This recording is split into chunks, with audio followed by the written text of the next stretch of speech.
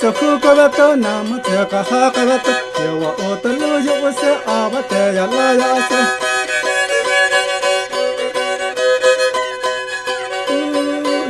Atala ya ase Owate ya lu yose Nene kaya la ya Hiaka pa ya lu yose Mowele ya lu yose Natale ya lu yose Nama te kahakaveto Tale ya lu yose Natale ya maya ase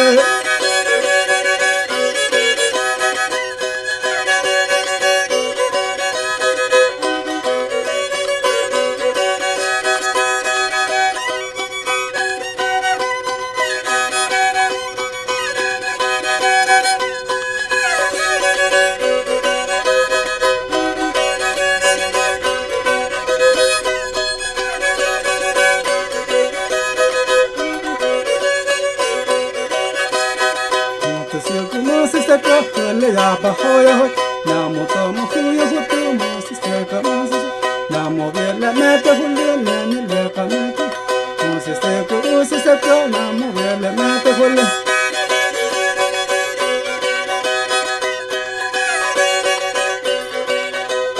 namo taka luju malu namo taka luju malu teka taka tiya neke mono teka hoya meta mosis tule namo vela pena hulle Mugele pema kase kule ya pa pule na ka kule ya pa hoya na ka masa chale pema kase ya la ya ta ta karene ya mucho ka ta karene yo hara ta ta karene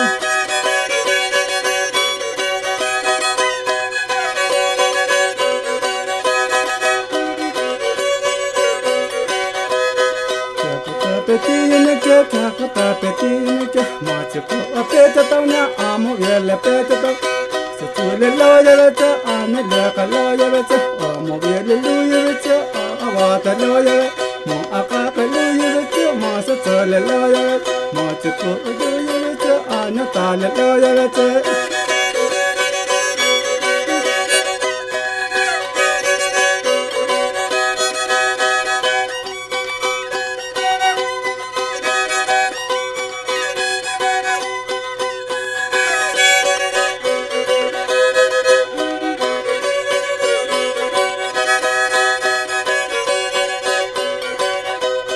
Masa chale tu yataku, masa chale tu yataka, ayatale tu yataku, umawale tu yataka. Ano hete hoya hotu, hule ya pa hoya hotu. Masa chale tu te yana, ano jasa tu te yana. Masa chale hoya hotu, yala yata te yana. Tuka yasa ti yana, yala yata te yana. Masa chale tu yana, masa chale tu yana. Hule yala makamana, hule ya pa tu yana.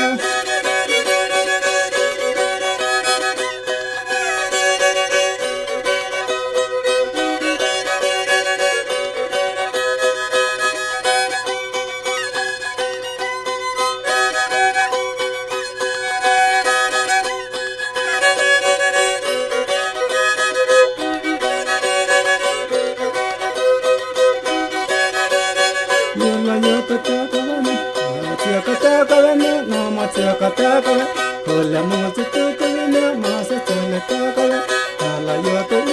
to hola yale loya masa hete kone ka masa hete lang kone ka ai be yale lang kone ka ai be yale ya ka yale lang kone ka masa hete lang kone hola moza lano wote yala yo to heno ke ya ku puyana heno ke ya ka boyan hola moza tu nama chaka hoka hola yo to la ya da to ya hone